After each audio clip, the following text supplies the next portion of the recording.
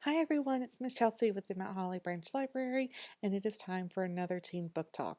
Our subject this month is going to be on historical fiction. I have about 4 titles that we're going to go over pretty quickly today, and don't forget, when we go over a book, the cover will be listed here to the side, and the Instagram name will be listed right down here at the bottom, along with the Twitter handle, of course. So let's go ahead and jump in. So the first one we have is called Kent State by Deborah Wiles. It came out in April of 2020. It was rated 3.96 out of 5 on Goodreads. This book takes place on May 4th, 1970 at the Kent State University.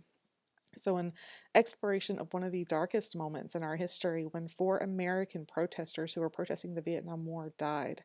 This book is told in many perspectives. There's a protester perspective. It's been told from the views of a guardsman, from a townie, from a student. So as protesters fill up the campus of the Kent State University, National Guardsmen were called in. And in the chaos of what happens next, 4 students unfortunately were killed. And to this day, there are still arguments of what happened and why it happened. So it's a very powerful read. It's not one to really be taken lightly, but it is a very good read at that. So if you're interested, I would say definitely check that one out. All right, so next we have These Violent Delights by Chloe Gong.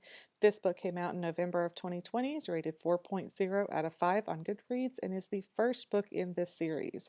This book takes place in 1926 in Shanghai, and this book is kind of like a retelling of the classic story of Juliet and Romeo.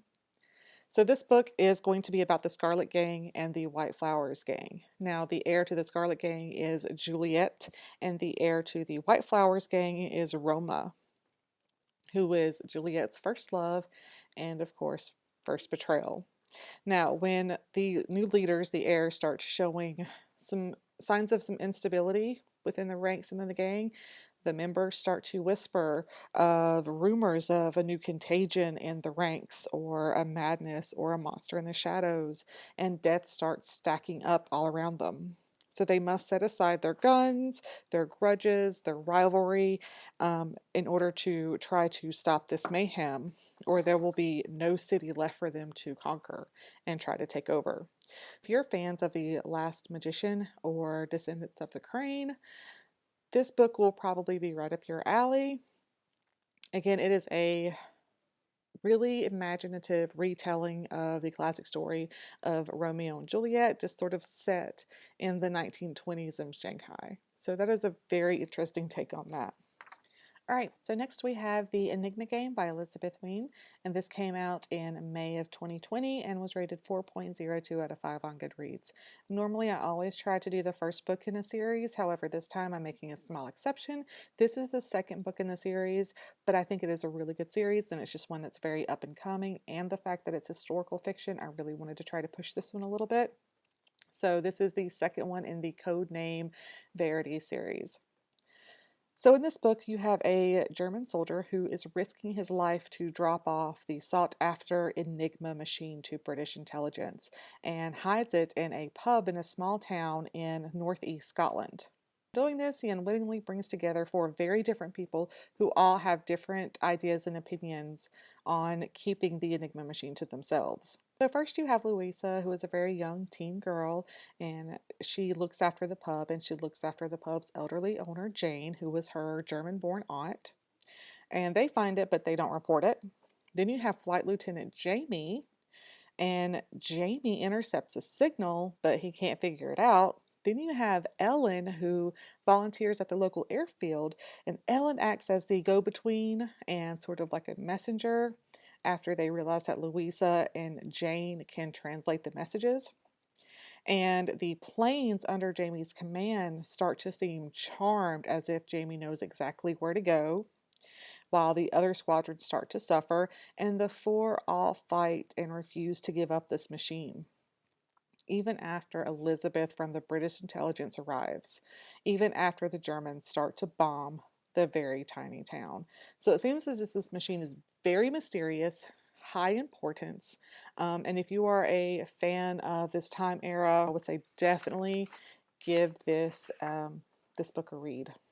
All right, everyone. Last but not least, we have We Are Not Free by Tracy G.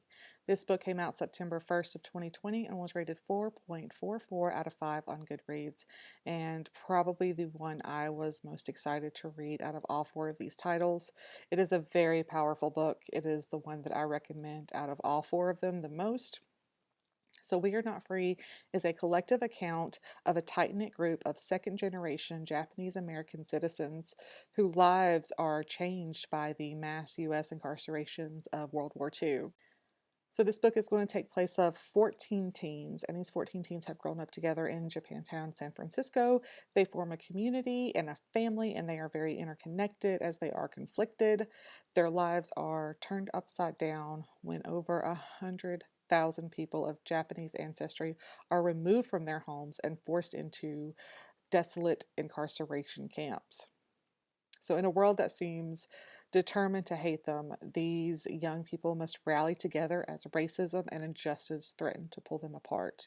And a quote from the book is, "All around me, my friends are talking, joking, laughing. Outside is the camp, the barbed wire, the guard towers, the city, the country that hates us. We are not free, but we are not alone." So, again, very powerful book. The one that I recommend the most out of all four. If you happen to read any four of these, any one of them, please email me. Let me know what you thought. Comment below. Let me know what you think. If there's a title that is historical fiction that you are dying to spread the word about, comment below. Send me an email. We will get the word out. All right. I hope everyone has a wonderful day. We'll see you next time. Bye.